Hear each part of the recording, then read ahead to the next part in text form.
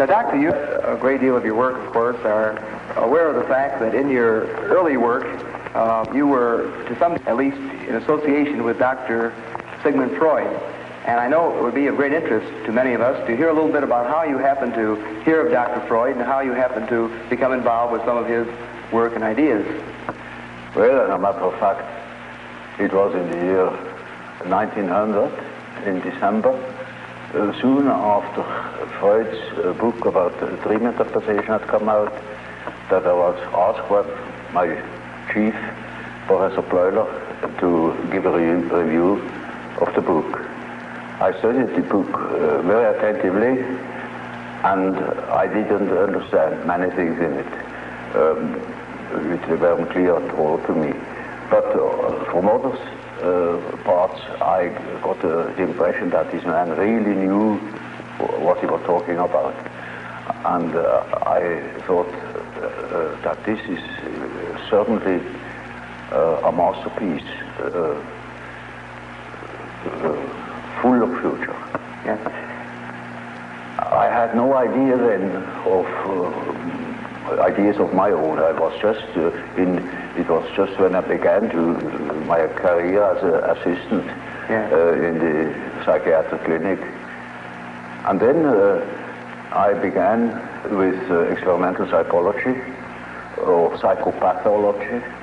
I applied the experimental association method by Wood, and the same that has been applied in the Grappelin's psychiatric clinic in Munich, and I had the results, and that there is a reaction, a certain reaction to a stimulus world. That is more or less uninteresting. But the interesting thing is why people could not react to certain stimulus words, or in an entirely inadequate way. And then I began to study these places in the experiment where the attention or the capability apparently of the test person began to waver or to disappear.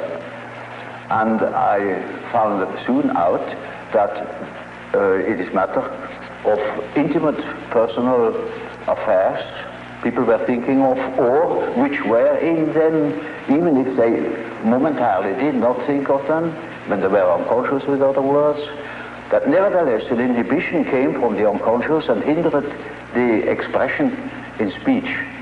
Yes. And then in examining all these cases as carefully as possible, I saw that it was matter of what Freud called repressions. Yes. I also saw what he meant by symbolization. And then I wrote a book about the psychology of dementia precox, it was called, now schizophrenia. Yes. And I sent the book to Freud and wrote to him about my association experiments and how they confirmed his theory thus far. Yes. And that is how it began, my friendship with Freud began. Yes. Now, one of the, of course, very fundamental ideas in the original psychoanalytic theory was Freud's conception of the libido as sort of a broad psychic sexual energy. Well, you see, in the beginning, I had naturally certain prejudices against his conceptions. And after a while, I overcame them. I could do that from owing to my biological training. Yes. And I could not deny the importance of the sexual instinct, you know. Yes. But later on, I saw that it was very one-sided. Because, you see, man is not only governed by the sex instinct, there are other instincts as well. For instance, in biology, you see, the nutritional instinct is just as important as the sex instinct. Also, in primitive societies, sexuality plays a role much smaller than food. Food is the all-important interest and desire. Yes. Sex, that is something they can have everywhere. They are not shy. But the food is difficult to obtain, you see? Yes, yes. And so it is the main interest. Yes. And then in other societies, for instance, in civilized societies, the power drive plays a much greater role than sex. Yes. For instance, there are many big businessmen who are impotent, even, because their whole energy is going into money making. Yes. Or dictating the laws to everybody else. Yes. That's much more interesting than affairs with women. So, you see, the inferior Dr. Adolf, the younger, the weaker, naturally had a power complex. Yes. He wanted to be the successful man. Freud was a successful man. He was on top, and so he was interested only in pleasure, in the pleasure principle, and while Adolf was interested in the power drive. Sure enough. I see. In other words, you feel that it's sort of a function of his own personality to some degree. Yeah, it is quite natural. You see, it is one of the two ways how to deal with reality. Either you make reality an object of your pleasure, if you are powerful enough already, or you make it an object of your desire to grab it. Yes, yes. Or to possess it. Yes.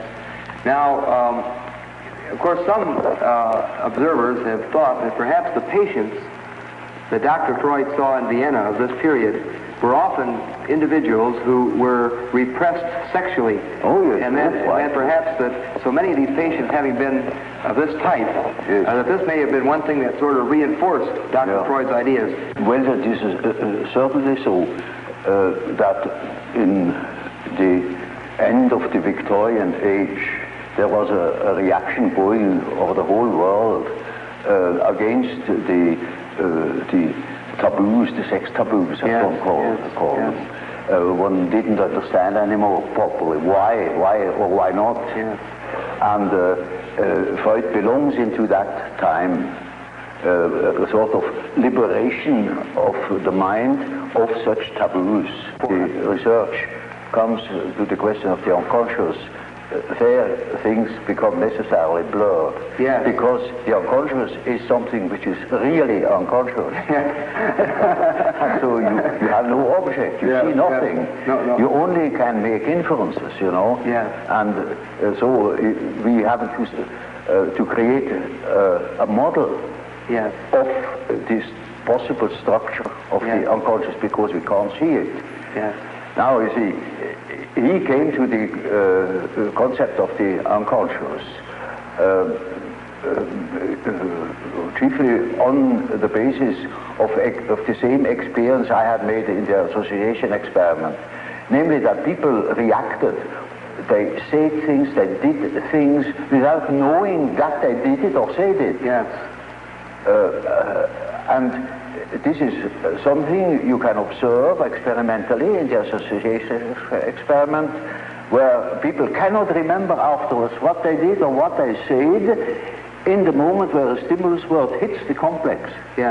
With the reproduction, in the so-called reproduction experiment, you go through the whole list, and you will see that the memory fails where there was a complex reaction. And that is the simple fact Freud has based his idea of the unconscious on, because that is what you can see time and again, that people, for instance, make a mistake in speech, or that they say something which they didn't mean to say, that just make ridiculous mistakes, you know. There are no end of stories, you know about how people can betray themselves by saying something they didn't mean to say at all, yet in the unconscious meant him to say that thing, just that thing. For instance, when you want to express your sympathy at a funeral, you go to somebody and you say, I congratulate you. You say, that's pretty painful, you know, but that happens, and it is true. Now, this is something that goes parallel now with the whole school of the Salpêtrière in Paris. There was Pierre Janet, who has worked out that side of the unconscious reactions quite particularly. Yes. Now Freud refers very little to Pierre Janet. Well, I have studied with Pierre Janet in Paris, yes. and he has formed my ideas very much. He was a first-class observer, though he had no dynamic theory about, no psychological theory. Yes. It was a sort of physiological theory Yes. Of the unconscious phenomena as a so-called abaissement du niveau mental. Yes. That means a certain depotentiation of the tension of consciousness. Yes.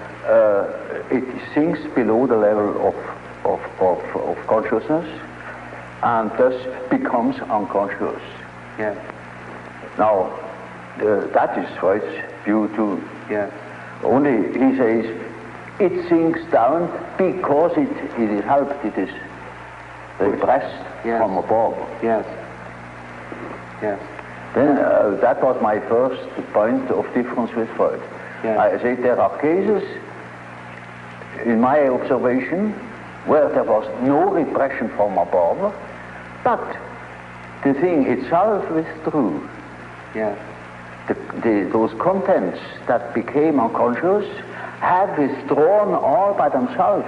Yes. They were not repressed. Yes. On the contrary. Yes. Yes. They have a certain autonomy. There I discovered the concept of autonomy. Yes. And that these contents that disappear have the power to move independently from my will. Either they appear when I want to say something definite, they interfere and say and speak themselves instead of what I wanted to say. Yes. Or they make me do something which I didn't want to do at all. Or they withdraw in the moment where I want to use them. Yes. They suddenly disappear. One of the most extreme views that we have, or one of the very men that you knew around Dr. Freud, we mentioned a moment ago, Otto Rank. He spoke of the birth trauma. He said the actual trauma of being born would leave a very powerful impact on the ego and show itself throughout the life of the person. I should say this is very important for an ego, that it is born. Yeah.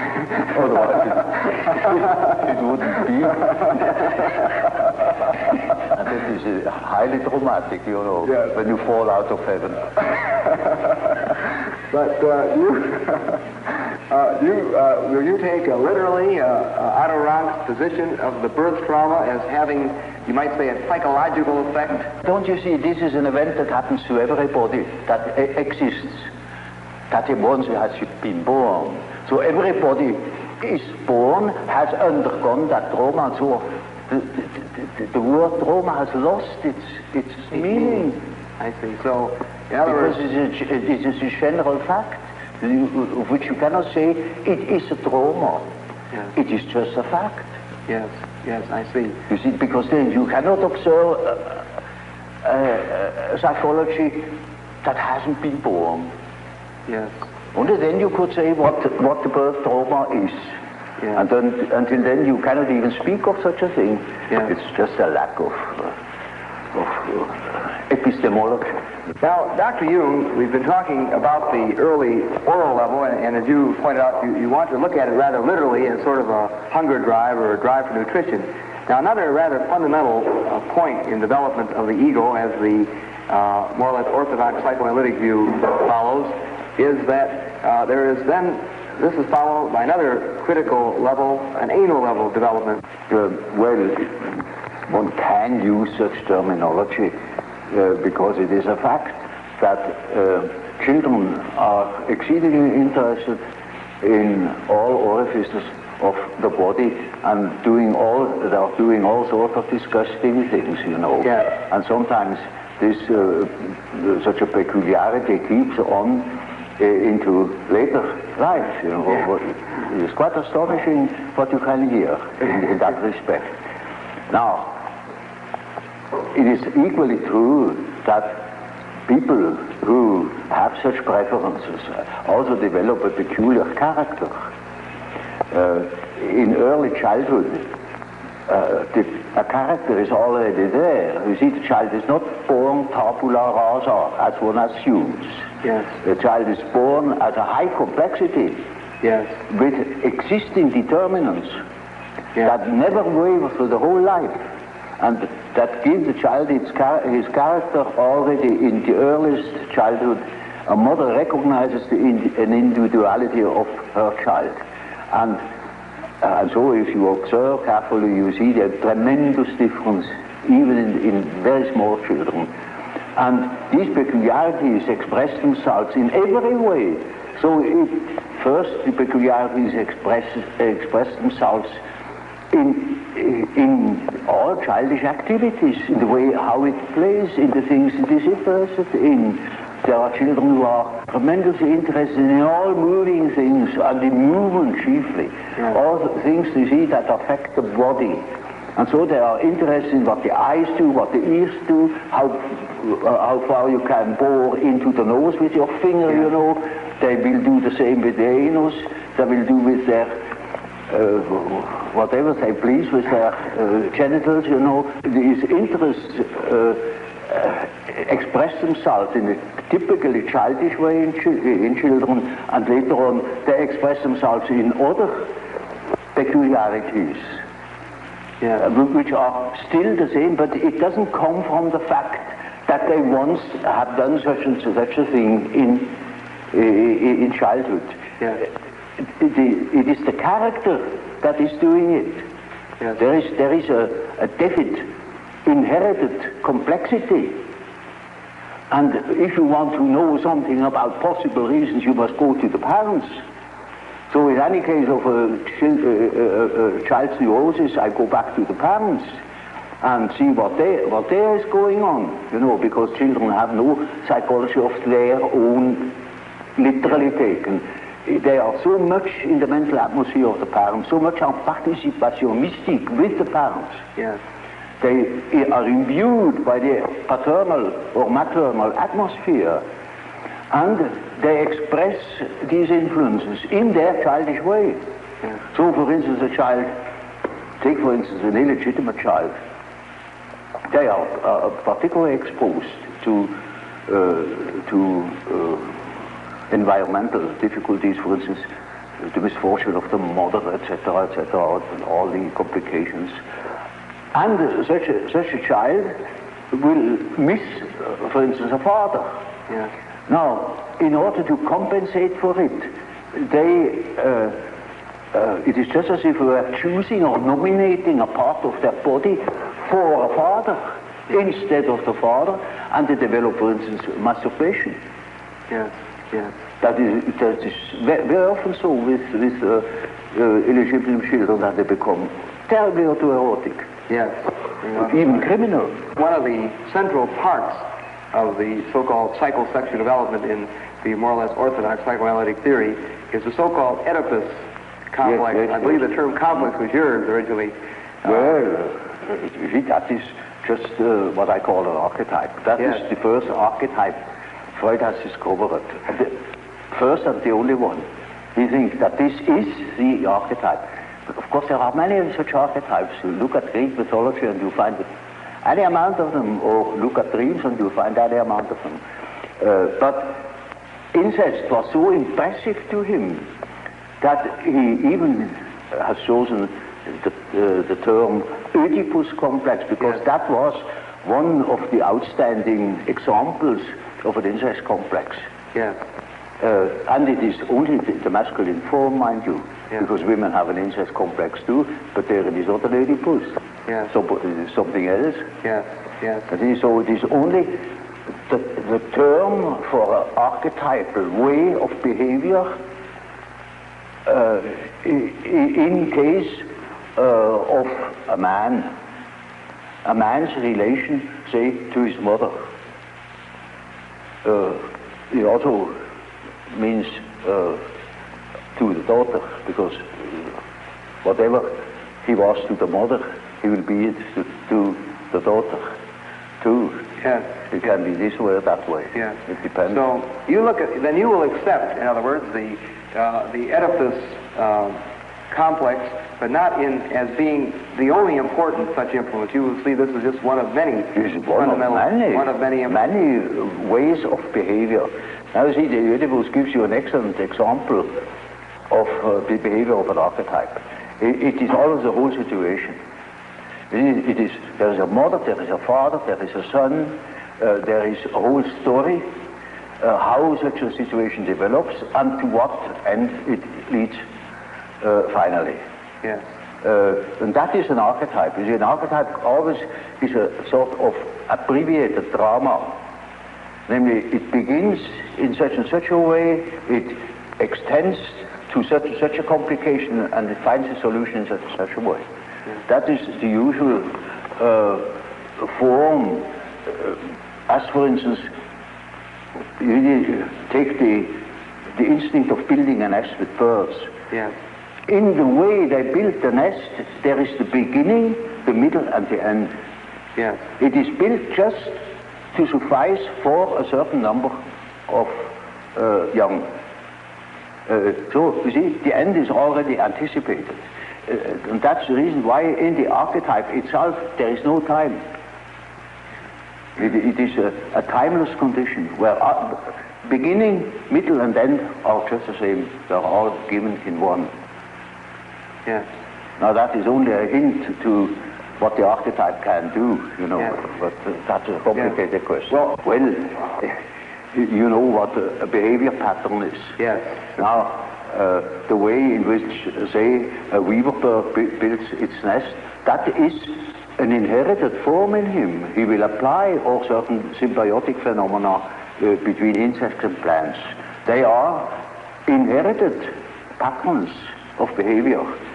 And so man has, of course, an inherited scheme of functioning.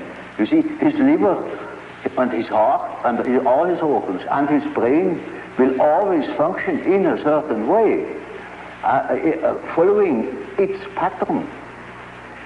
We only have a great difficulty of seeing it because we cannot compare. There are no other similar beings like man that are articulate and could give account of their functioning. If that were the case, we would know, I don't know what. But because we have no means of comparison, we are necessarily unconscious about our own conditions. But it is quite certain that man is born with a certain functioning, a certain way of functioning, a certain pattern of behavior. And that is expressed in the form of archetypal images, of archetypal forms.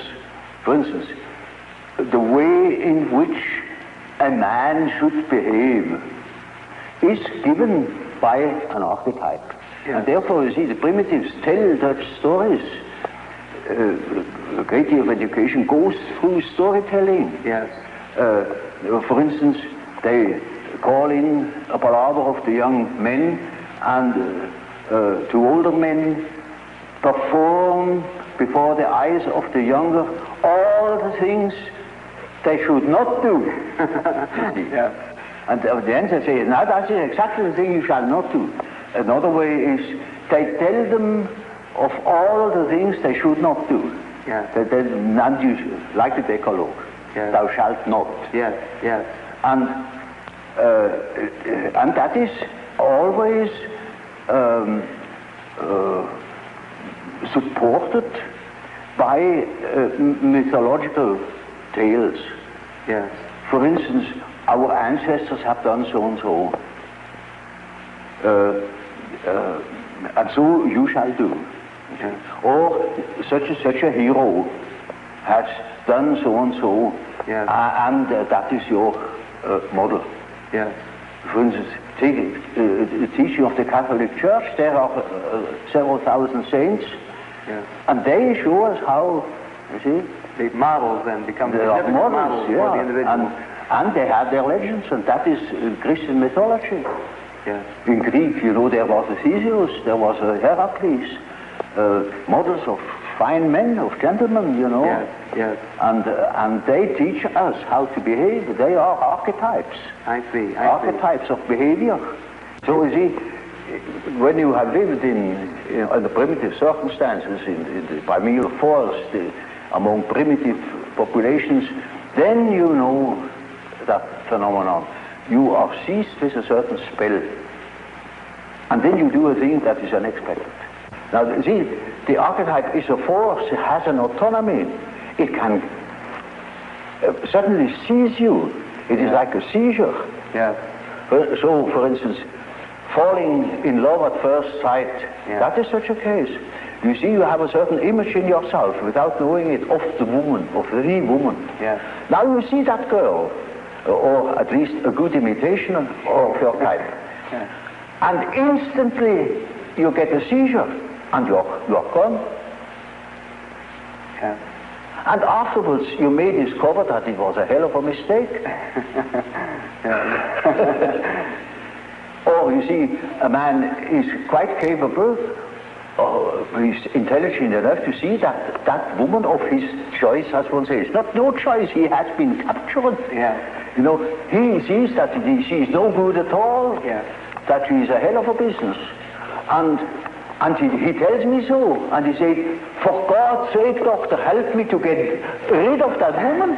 He can't. He's like clay in her fingers. And that is the archetype. That is the so-called archetype of the anima. Yeah. He thinks it is all his soul. Well, you know, that is a bit complicated, you know. The anima is an archetype form expressing the fact that a man has a minority of feminine or female genes. Yeah. And that is something that doesn't disappear in him, that is constantly present. And it works as a female in a man. Therefore, already in the 16th century, the humanists have discovered that man has an anima. I see.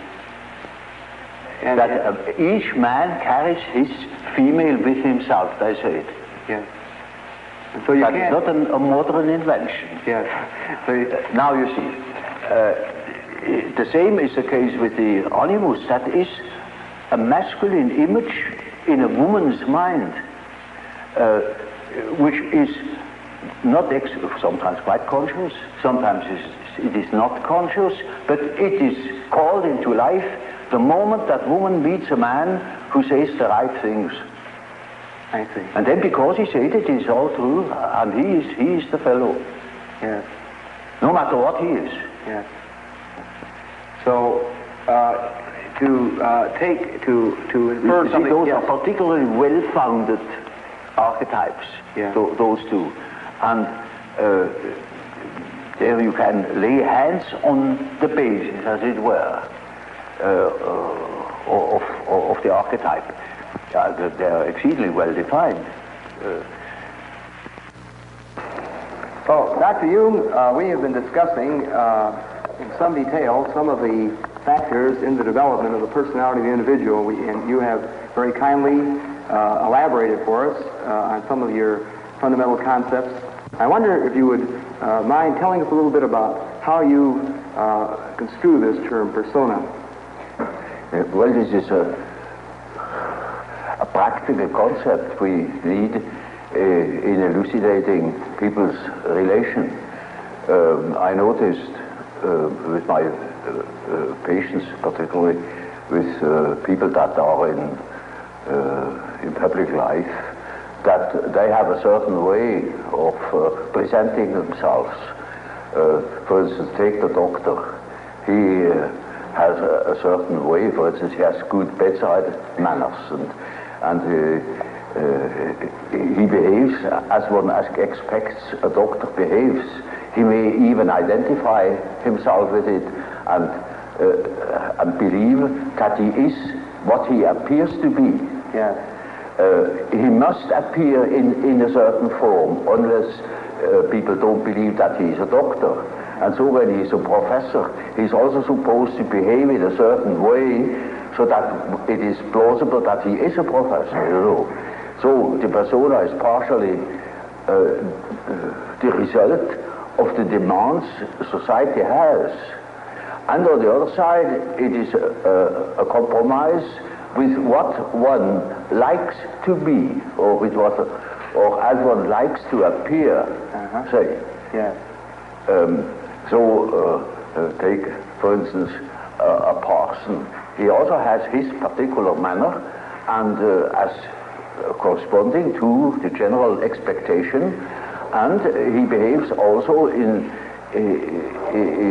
another way, combined with his persona that is forced upon him by society, in such a way that also his fiction of himself, his idea about himself, is more or less portrayed or represented. So the persona is a certain complicated system of behavior which is partially dictated by society and partially dictated by the expectations or the wishes one nurses oneself. Yes. Now, this is not the real personality, in spite of the fact that people will assure you that that is all quite real and quite honest, yet it is not. Yes. Now, such a performance, or say, the performance of the persona is quite all right, as long as you know that you are not identical with the way in which you appear. Yes. But if you are unconscious of this fact, then you get into sometimes very disagreeable conflicts. Namely, people can't help noticing that at home, for instance, you are quite different from what you appear to be in public. Yeah. And people who don't know it stumble over it in the end. They deny that they are like that, but they are like that. They are it. And then you don't know, now, which is the real man? Yes, yes. Is he the man as he is at home or in intimate relations, or is he the man that appears in public? It is a question of Jekyll and Hyde. Yes. Often. It is such, occasionally there is such a difference that you would almost be able to speak of the double personality. Yes.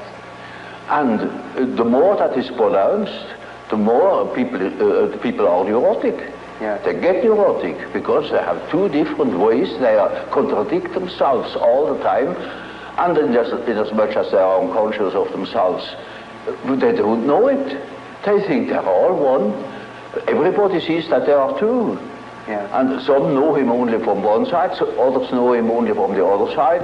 And then there are situations that clash, because the way you are creates certain situations with people in relations, and these two situations don't chime in. They are just dissonances.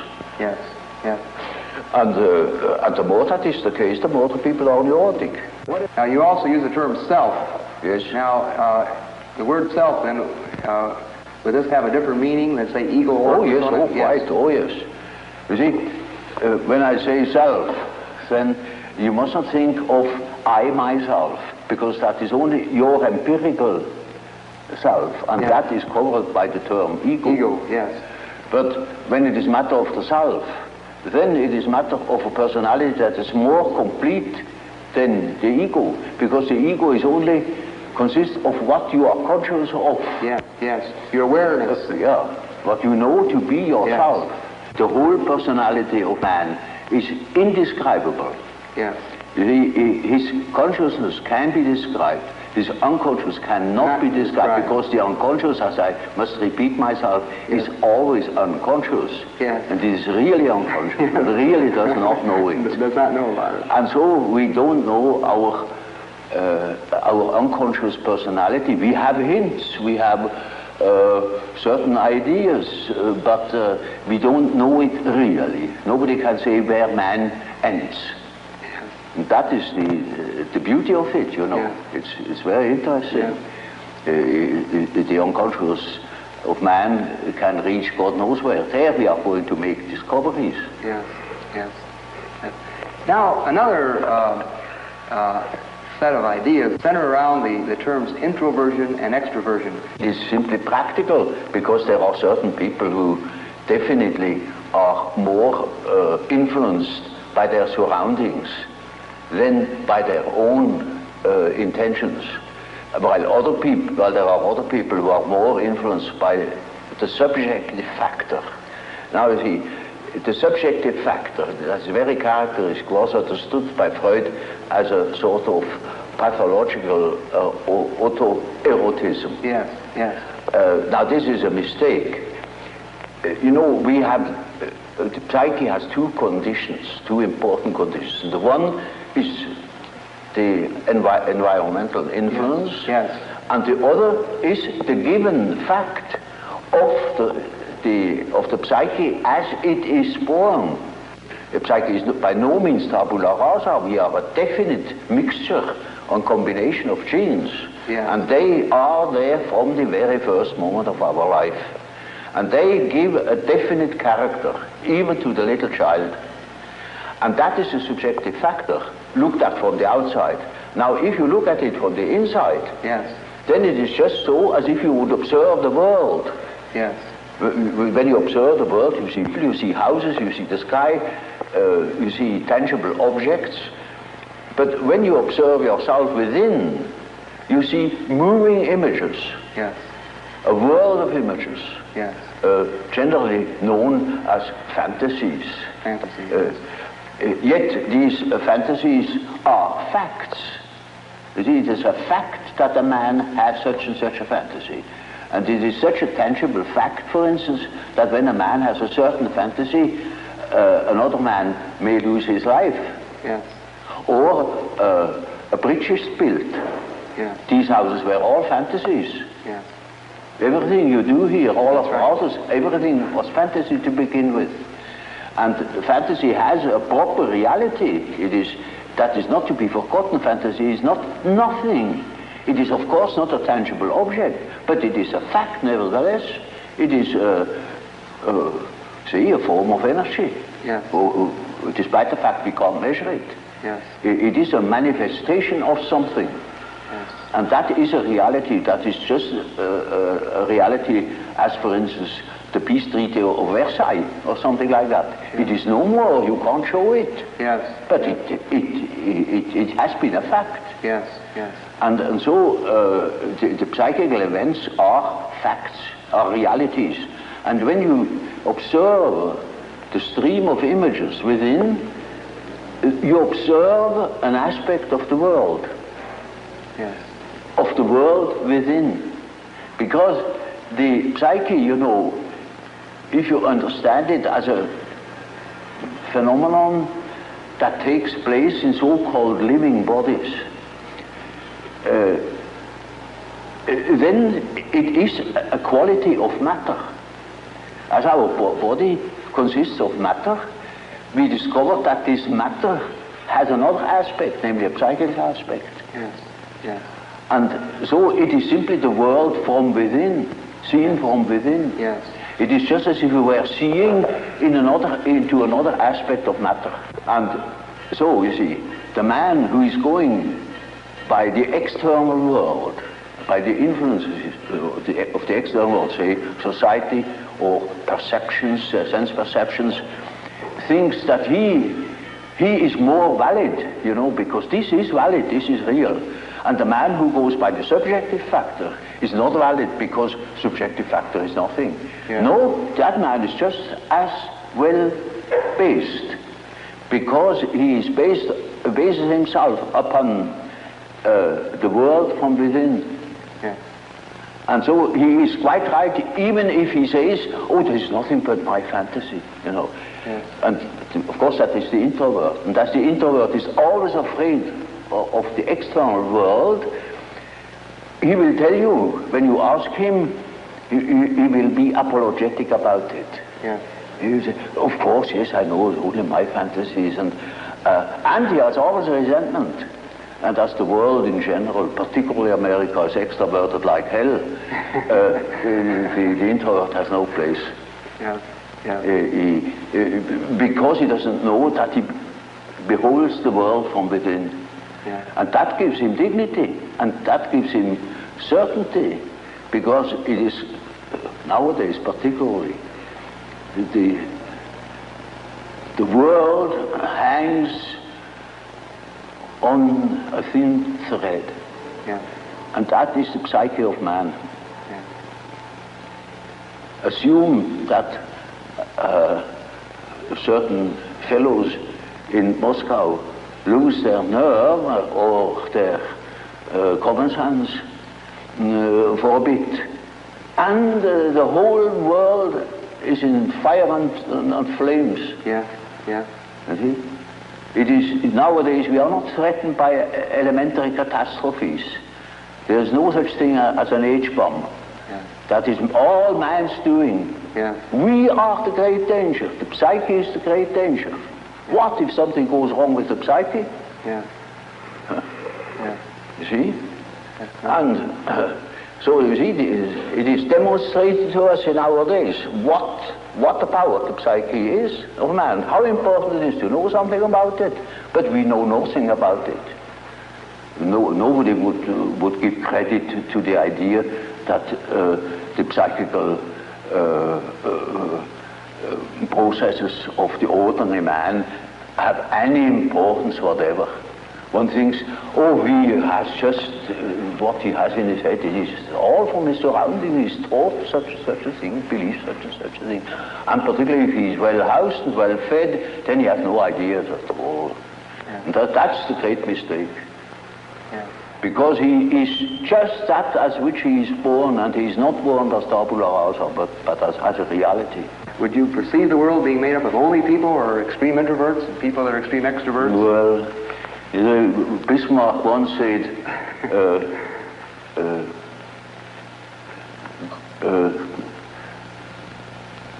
God may protect me against my friends.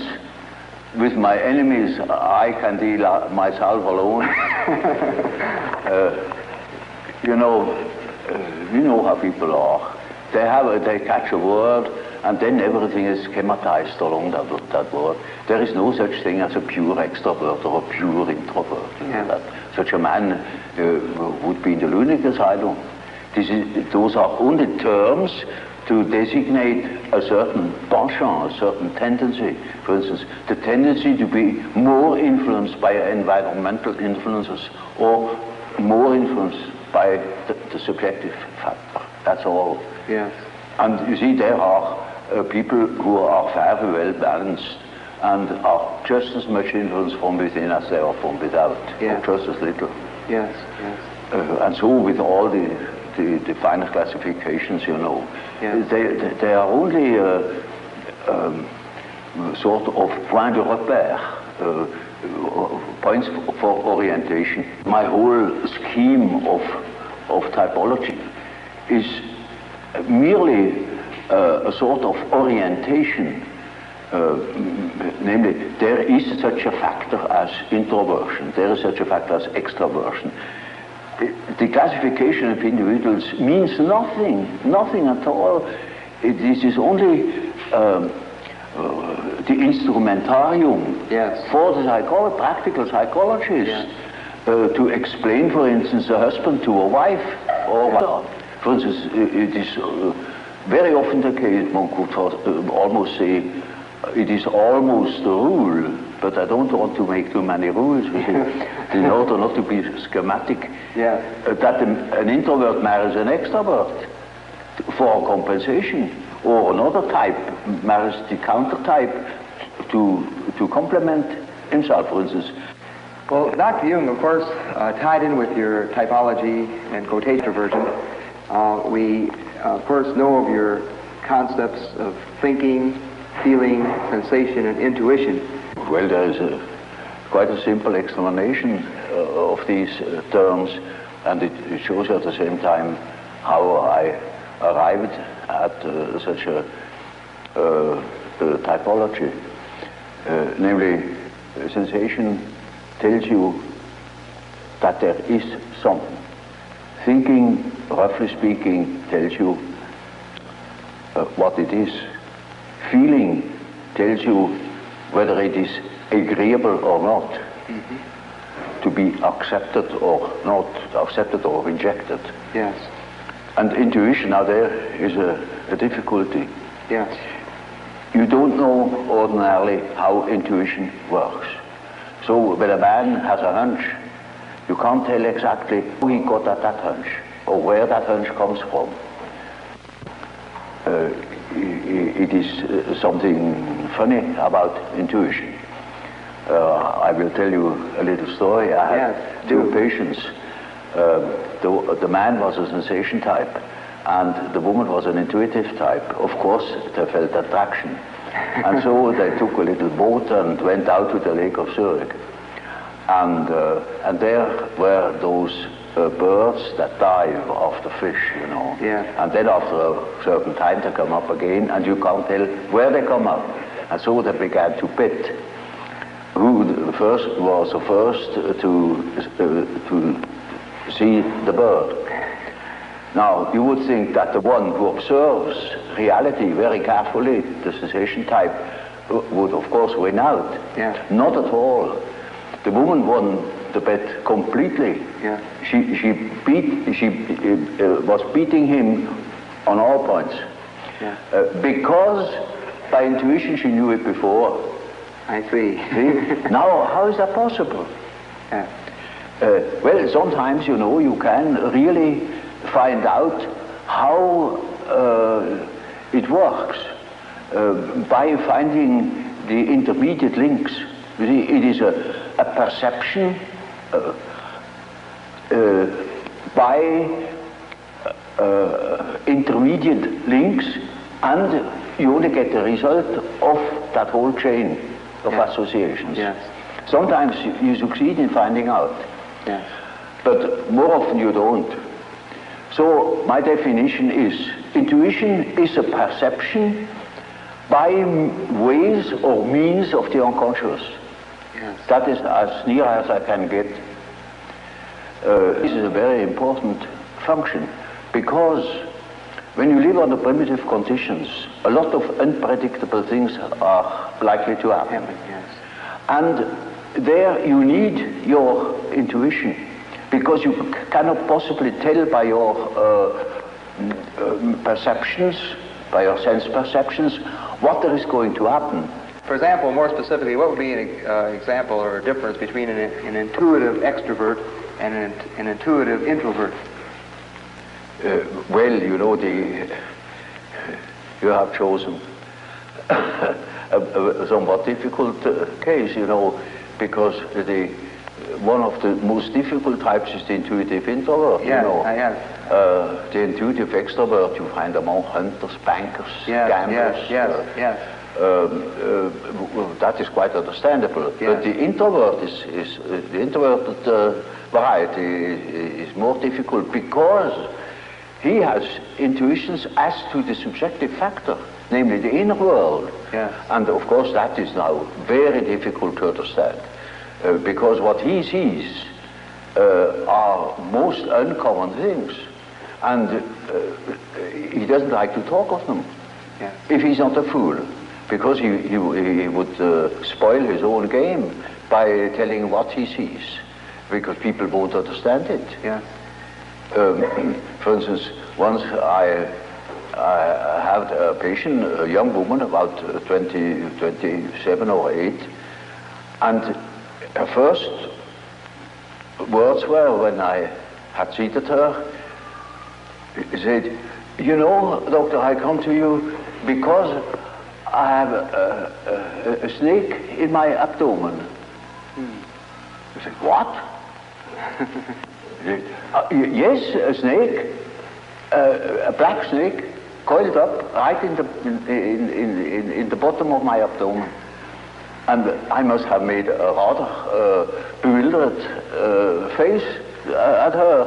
And she said, "You know, I don't mean it literally, but I should say it was a snake. It was a snake." You see? Now, you see, our further conversation a little later was that she said, that was about in the middle of our treatment that only lasted for 10 consultations. She had foretold me, I come 10 times, and then it's all right. I said, how do you know? Oh, I got a hunch, she said. Yeah.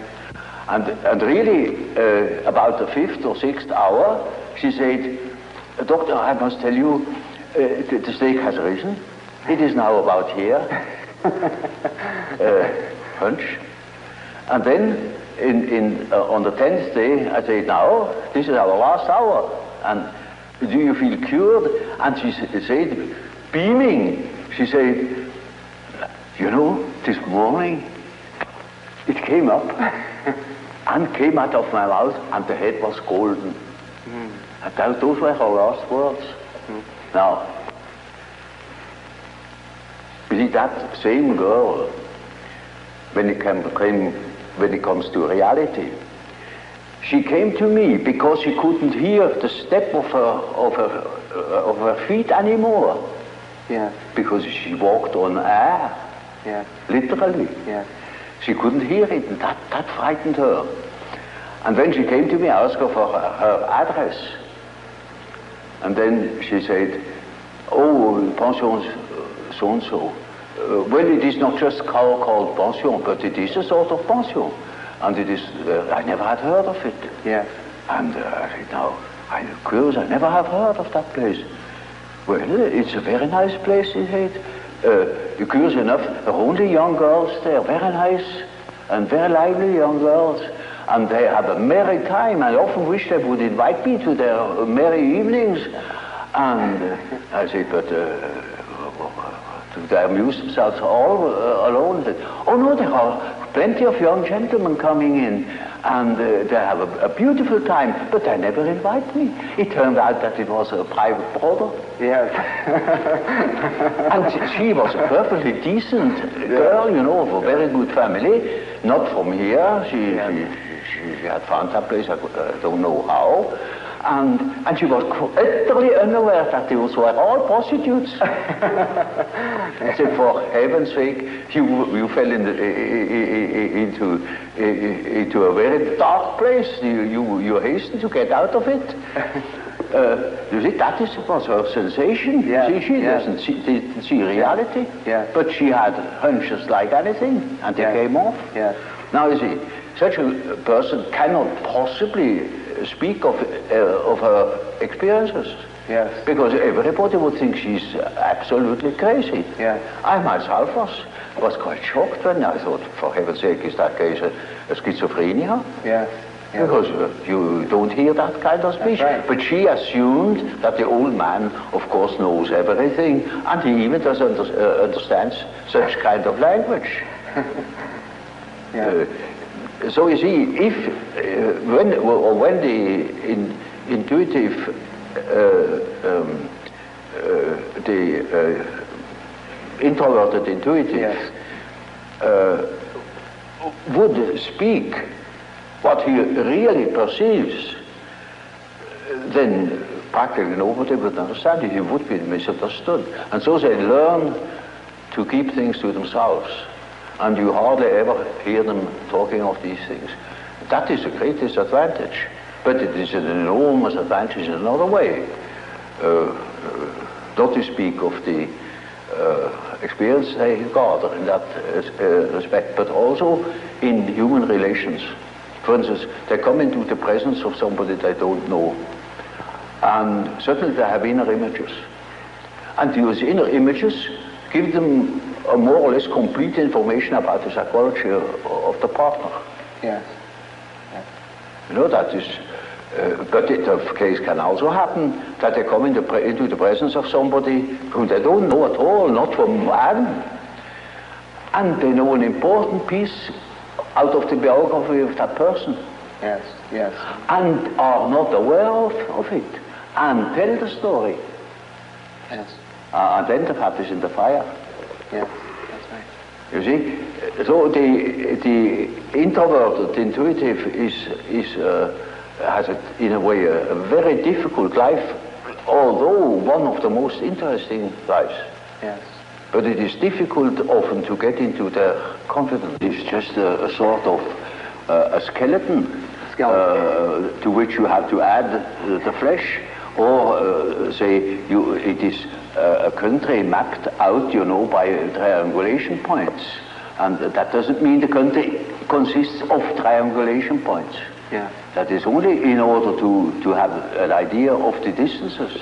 Yes. And so it is a means to an end. It only makes sense, such a scheme, when you deal with practical cases. Well, I told you that case of that intuitive girl, who suddenly came out with the statement that she had a black snake in the bed. Well, now, that is a collective symbol. That is not an individual fantasy. That is a collective fantasy. That is well known in India. For instance, she has nothing to do with India, but we have it too, which was generally human. But it's entirely unknown. So that I, even the first moment, thought, perhaps she's crazy. But she was only highly intuitive. It is in India known. It is the basis of a whole philosophical system of Tantrism. This is Kundalini. Kundalini serpent. I see. You see?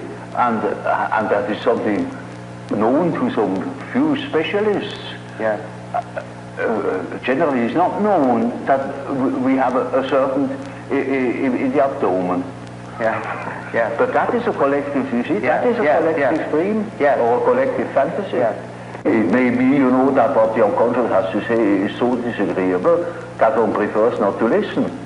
And in most cases, people would be probably less neurotic if they could admit the things, because these things are always a bit difficult or disagreeable or inconvenient or something of the sort. So there is always a certain amount of repression, but that is not the main thing. The main thing is that they are really unconscious. And you see, if you are unconscious about certain things that ought to be conscious, then you are dissociated. And then you are a man whose left hand never knows what the right is doing, and counteracts or interferes with the right hand. Now such a man is hampered all over the place. See, then we have the problem. That is the problem for an intellectual man. And then I say, now, you see, you don't know, you have no answer. I have no answer. Now what are we going to do? I say, now we must see what you dream. Because the dream is a manifestation of the unconscious side. Now he never has heard of the unconscious side. So I must explain to him that he has an unconscious, and that the dream is a manifestation of it, and if we succeed in analyzing the dream, we might get an idea about that power that makes him think like that. I see. In treatment, for instance, in the treatment of neurosis, you have to do with that personal unconscious for quite a while. And then only dreams come that show that the collective unconscious is touched upon. Now, as long as there is material for personal nature, you have to deal with the personal unconscious. But when you get to, say, to a question, to a problem, which is no more merely personal, but also collective. You get collective dreams. And then we are there where we can begin with the observation of the unconscious. And then, day by day, one goes on by the data the unconscious produces. You see, we discuss the dream, and that gives a new surface to the whole problem. And he will have another dream, and the next dream gives again an answer, because the unconscious is in a compensated relation to consciousness, and after a while we get the full picture. And if he has a full picture and has the necessary moral stamina, well, then he can be cured. I see. But in the end, it is a moral question whether a man applies what he had learned or not. There is a sort of typical way in which the integration of consciousness takes place. Namely, the average way is that through the analysis of dreams, for instance, you become acquainted with the contents of the unconscious. I already told you this to begin with, all personal material. Yes.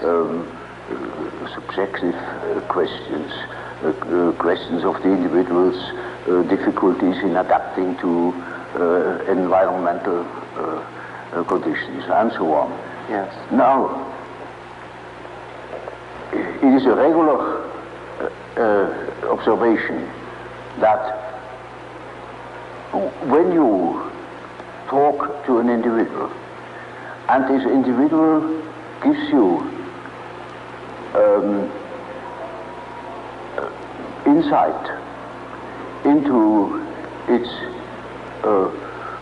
inner preoccupations, interests, emotions, in other words, hands over his personal complexes, then you get slowly and nilly-willy into the situation of a sort of authority. Yeah. A point of, you become a point of reference. You know you are in possession of all the important items in a person's development. I remember, for instance, I analyzed a very well-known American politician, and he told me, oh, any amount of the secrets of his trade. And suddenly he jumped up and said, by God, what have I done? You know, you get $1 million for what I have told you now. And I said, well, I'm not interested. You can sleep in peace, I shall not betray you. I'll forget it within a fortnight. Now, you see, that shows that the things people hand out are not merely indifferent things. When it comes to something important, emotionally important, then they hand out themselves. They hand out a big emotional value, as if they were handing over a large sum, as if they were trusting you with the administration of their estate. Yes. And they're entirely in your hands. Yes. Often, you know, I hear things that could ruin those people utterly if it's publicly known. Or it would give me, if I should have any blackmailing tendencies, unlimited power to blackmail them. Now, you see, that creates an emotional relationship to the analyst. And that is what Freud called the transference. Yes. Which is a central problem of analytic psychology. It is just so as if these people had handed out their whole existence, and that can have very peculiar effects upon the individual. Either they hate you for it or they love you for it. Yeah. But you are not indifferent to them.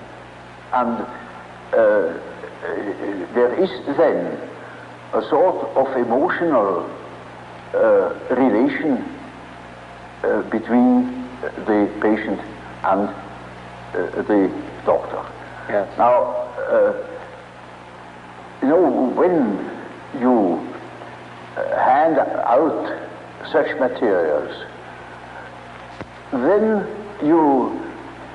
these contents are associated with all the important persons in the life of a patient. Now, the most important persons are usually father and mother. Yeah. That comes up from childhood. The first troubles are with the parents as a rule. So, in handing over your infantile memories about the father or about the mother, you hand over also the image of father and mother. Then it is just as if the doctor had taken the place of the father, even of the mother. I had quite a number of male patients that called me Mother Jung, because they handed over the mother to me, curiously enough. But you see, that's quite irrespective of the personality of the analyst. It is simply disregarded. He functions as if he were the mother, or he functions as if he were the father, the central authority. And now that is what one calls transference. That's a case, a particular case of projection. Now Freud doesn't exactly call it projection; he calls it transference.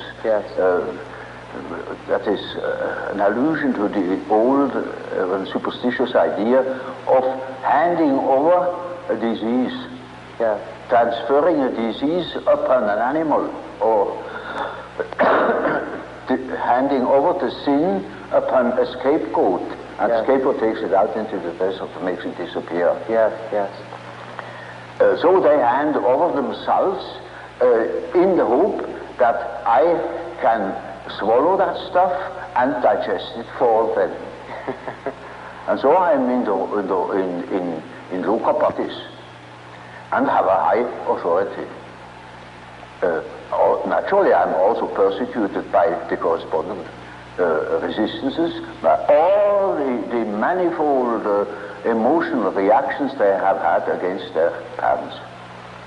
Now, that is the stuff you have to work through first in analyzing the situation, because a patient in such a condition is not free. He is the slave. He's utterly dependent upon the doctor, like a patient with an open abdomen on the operation table. He is in the hands of the surgeon for better or worse. And so the thing must be finished. And so we have to work through that condition in the hope that we arrive in a situation where the patient is able to see that I'm not the father or not the mother, that I am an ordinary human being. Now, everybody naturally should assume that such a thing would be possible. For instance, that a patient could arrive at such an insight when he's not a complete idiot, that I am just a doctor and not the emotional figure of their fantasies.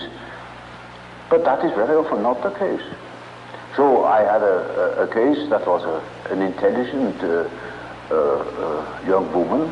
She was a student of philosophy, very good mind, where one could expect easily that she would see that I am not the parental authority. But she was utterly unable to get out of this delusion. And in such a case, one always has recourse to the dreams. It is just as if one would ask the unconscious, now what do you say to such a condition? You see, she says of the unconscious, of course I know you are not my father, but I just feel like that, it is like that, I depend upon you. And I say, now we will see what the unconscious says. Now the unconscious produces dreams in which I really assumed a very curious role. You know, she was a little infant, she was sitting on my knees, I held her in my arms, I was a very tender father to the little girl, you know, and more, her dreams became emphatic in that respect, namely that I was a sort of giant, and she is a very little, frail human thing, you know, and quite a little girl in the hands of an enormous being. And the last dream of that series was, I cannot tell you all the dreams, was that it was out in nature. I stood in a field of wheat, an enormous field of wheat that was ripe for harvest. And I was a giant. And I held her in my arm like a baby. And the wind was blowing over that field of wheat. Now you know when the wind is blowing over wheat field, these waves in the wheat field. Yes, yes. And with these waves, I swayed like that, putting her as if it were to sleep, you know. And she felt as being in the arms of a God, of the Godhead. Mm-hmm. See? And I thought, now the harvest is ripe. Yes. And I must tell her.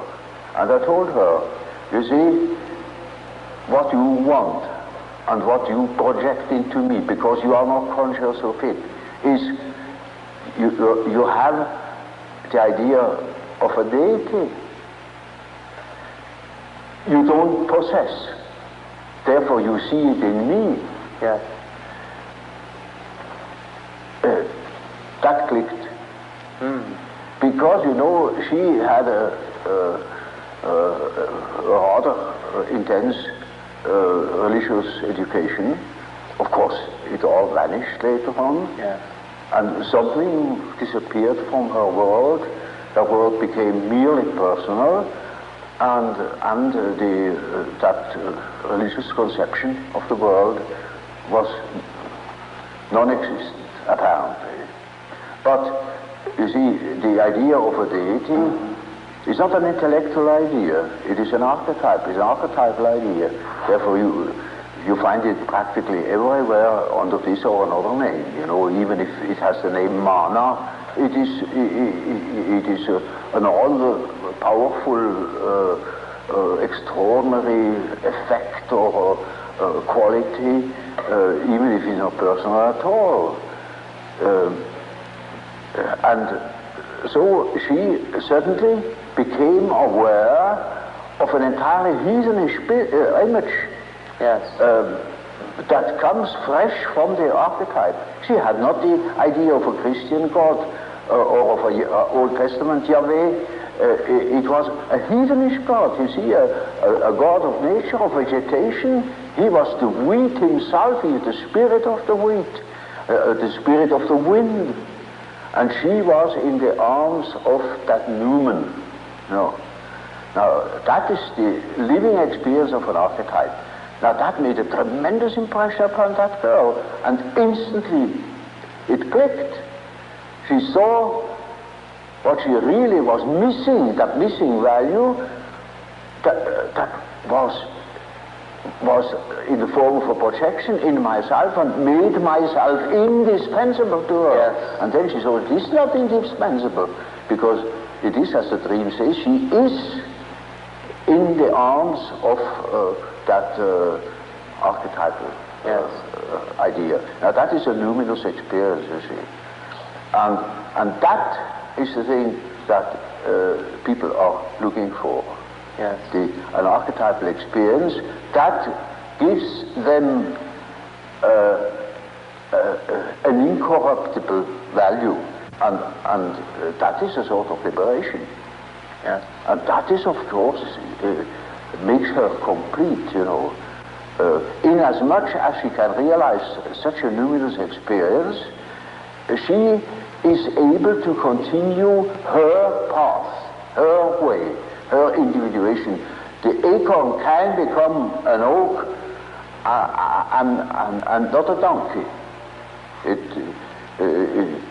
Nature will take her course. She will become that which she is from the beginning. Now, we think we are able to be born today and to live in no myth, without history. That is a disease. That's absolutely abnormal, because man is not born every day. He's once born in a specific historical setting with the specific historical qualities, and therefore he is only complete when he has a relation to these things. It's just as if you were born without eyes and ears, when you are growing up with no connection with the past. From the standpoint of natural science, you need no connection with the past. You can wipe it out. Yes, yes. And that is a mutilation of the human being. Now I saw, through my practical experience, that this kind of proceeding had a most extraordinary therapeutical effect. And so you see, in our days, we have such and such view of the world, such and such a philosophy, but in the unconscious we have a different one. And that we can see through the example of the alchemistic philosophy that behaves towards the medieval consciousness exactly like the unconscious behaves to ourselves. And we can construct or even predict our the unconscious of our days when we know what it has been yesterday. Now that is, with a few words, the development of my ideas.